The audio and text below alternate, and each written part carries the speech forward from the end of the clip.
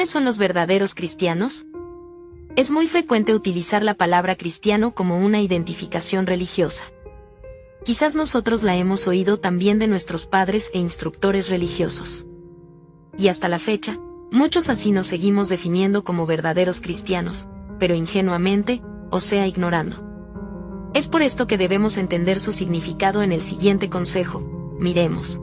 Proverbios 9:6 nos dice: Dejad la ingenuidad y vivid, poned vuestros pies en el camino de la inteligencia. Nos dice que dejemos de ser ingenuos, inocentes, y ser inteligentes. Por esto debemos escudriñar las Escrituras.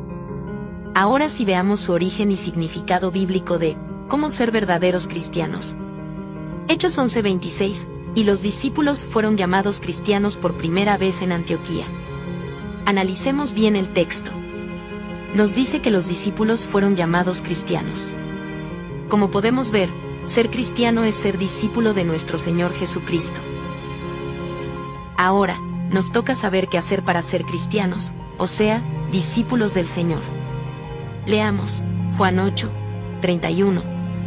Dijo entonces Jesús a los judíos que habían creído en él: Si vosotros permaneciereis en mi palabra, seréis verdaderamente mis discípulos. En el versículo nos aclara entonces que, si permanecemos en su palabra seremos verdaderos discípulos.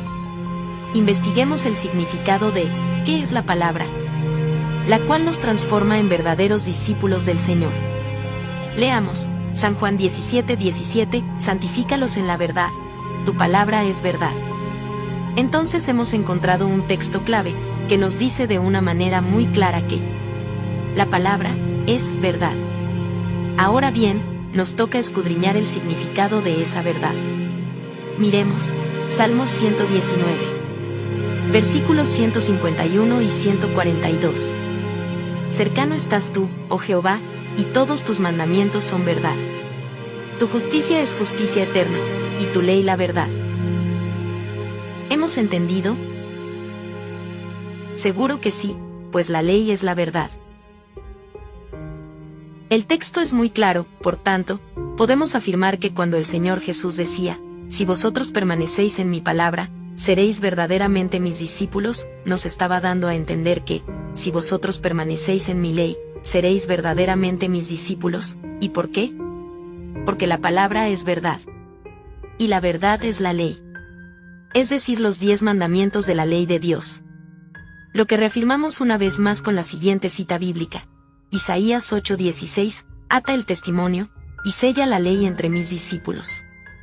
¿Y qué ley tenemos que practicar? ¿La de nuestro Señor Jesucristo o la que recibió el profeta Moisés? La Biblia nos tiene la respuesta. Leamos, San Juan 5:46 y 47.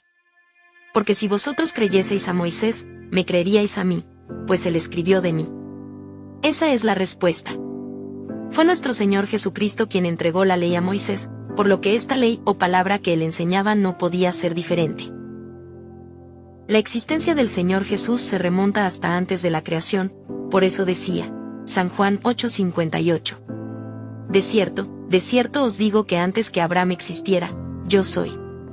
Dios es el mismo ayer, hoy y siempre, por tanto, su ley también es inmutable. Miremos, Isaías 8:20. A la ley y al testimonio. Si no dijeren conforme a esto, es porque no les ha amanecido.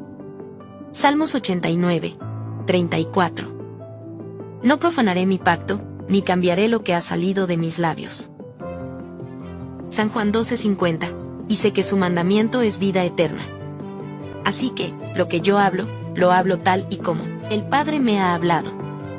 Mateo 5:17, no penséis que he venido para abrogar la ley o los profetas. No he venido para abrogar, sino para cumplir. Juan 12:15, porque ejemplo os he dado, para que, así como yo os hice, vosotros también hagáis.